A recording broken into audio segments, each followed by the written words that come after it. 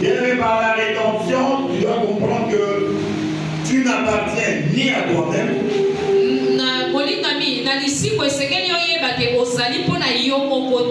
tu n'appartiens ni au gouvernement terrestre, tu appartiens à Dieu, donc tu es un citoyen du ciel.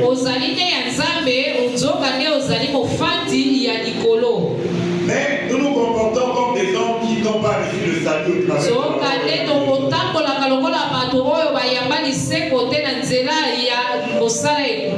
Bien-aimés, nous avons obtenu la rédemption par substitution.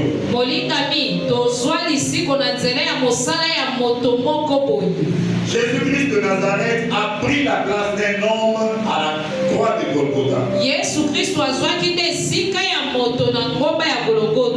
Jésus-Christ est devenu homme parmi les hommes. C'est comme ça qu'on l'a appelé Emmanuel. Il ira à la croix pour payer le prix de ton éternité. Par la substitution. Il a pris ta place. C'est comme ça lorsqu'on demandera au peuple qui on va libérer, le peuple a préféré qu'on libère Barabbas.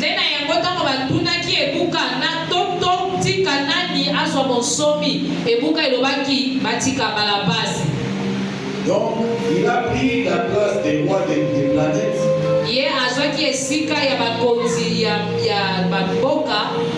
Lui, le créateur de toute la création. Lui, le créateur du monde visible et invisible. Lui qui a créé la vie des êtres célestes et terrestres.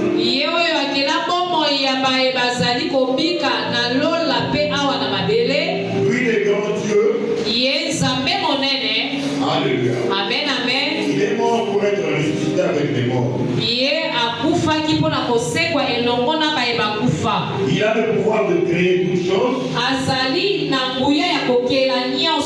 Mais il a pris ta place à la croix de Golgotha.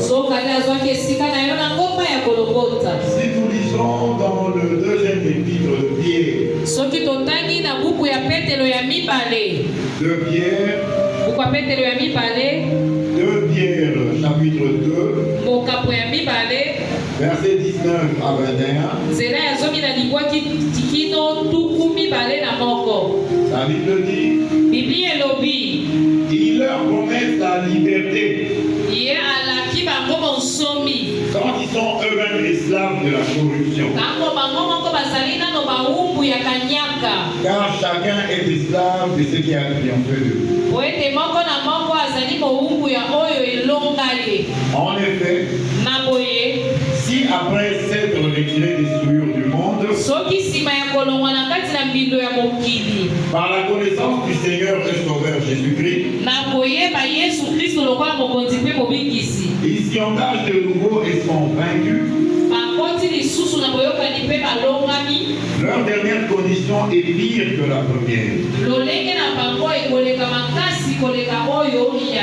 Car mieux valait pour eux n'avoir pas connu la voie de la justice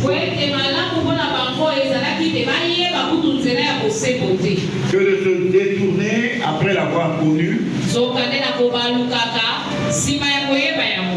du saint commandement qui leur avait été donné. Alléluia. Amen, amen. Chacun est esclave de ce qui a triomphé de lui. Bien-aimé, je t'en supplie, ne laisse pas le péché de triompher sur toi. Car Jésus-Christ a payé le prix du péché à la croix. Bien-aimé, ce matin, nous devons savoir que le péché a un impact éternel sur nos âmes.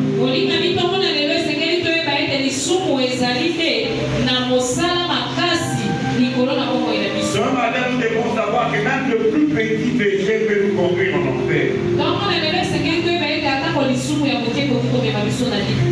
Le plus petit péché peut rediriger ton âme du ciel vers l'enfer. lisumu ata ya mokie penza ekoki kolongola elimo na yo na lola mpe komema yango na lifelo. Bien-aimés, nous devons savoir que le péché a un pouvoir de destruction éternelle. Molingami esengeli koyeba ete lisumu ezali penza na makasi ya kobebisa mpona seko. Bien-aimés, sois ennemi du péché. Molingami zala monguna ya lisumu. Refuse le péché. Boya lisumu. Viens au Seigneur qui a donné gratuitement sa vie pour le salut du monde. Yaka epai na inkolo oyo apesa bomoi na ye ofele mpona lobiko ya mokili. La Bible nous enseigne que lorsque nous retournons au péché après avoir connu le Seigneur, notre condition est pire que celle d'avant. Biblia elobi ete ntango tozongi lisusu na kati ya lisumu wana tosi toyebaki Yesu, makambo na biso to mpe lolenge na biso ekomi makasi mabe koleka lolenge tozalaki liboso. Mais mieux vaut celui qui n'avait jamais connu l'œuvre de la croix, qui se répand et il entre dans la gloire du Seigneur. Molingami malamu mpona moto oyo atikala te koyeba mosala ekulusu ayebi yango mpe akoti na kati na nkembo na nkolo. Mais toi qui avais déjà goûté au délice du Saint-Esprit, si tu retournes à ta vomissure comme un chien, eh bien tu n'auras même pas le temps de repentance. Molingami yo oyo si okotaki omekaki osepelaki na elenge ya molimo mosantu, soki ozongi kolia masalmi bisanza na yo yeba ete okozala atako na lisiko moko te. Bien-aimés, ici nous jouons avec la repentance.